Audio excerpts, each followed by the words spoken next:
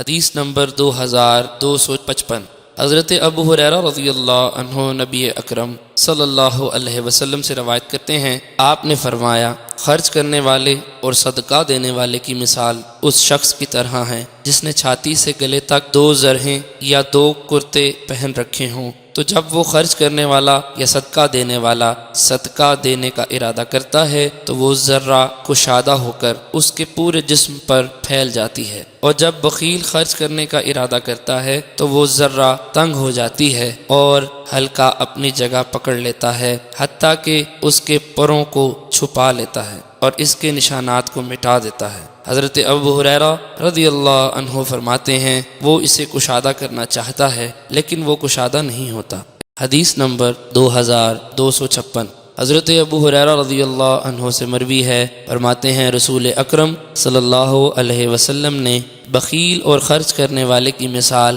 ان 2 آدمیوں کی طرح بیان کی جن پر لوہے کی 2 ذریں ہوں اور ان کے ہاتھوں، ان کے سینے اور گردنوں سے جکڑے ہوئے ہوں، پس صدقہ کرنے والا جب صدقہ کرتا ہے تو وہ اس قدر کشادہ ہو جاتی ہے تو اس کے پوروں کو ڈھانپ لیتی ہے اور اس کے نشانات مٹا دیتی ہے، اور جب بخیل صدقہ کرنے کا ارادہ کرتا ہے تو وہ ذرہ تنگ ہو جاتی ہے اور ہر حلقہ اپنی جگہ رک جاتا ہے۔ حضرت ابو ہریرہ رضی اللہ عنہ فرماتے ہیں، میں دیکھ رہا ہوں کہ رسول اکرم صلی اللہ علیہ وسلم اپنی انگلیوں سے اپنے گریبان کی طرف اشارہ فرما رہے تھے، اور اگر تم دیکھتے تو کہتے کہ کشادہ کرنا چاہتے ہیں لیکن کشادہ نہیں ہو رہا۔ حدیث نمبر 2257۔ ایک اور سند سے حضرت ابو ہریرہ رضی اللہ عنہ سے مروی ہے، فرماتے ہیں، رسول اکرم صلی اللہ علیہ وسلم نے فرمایا، بخیل اور صدقہ کرنے والے کی مثال ان 2 آدمیوں جیسی ہے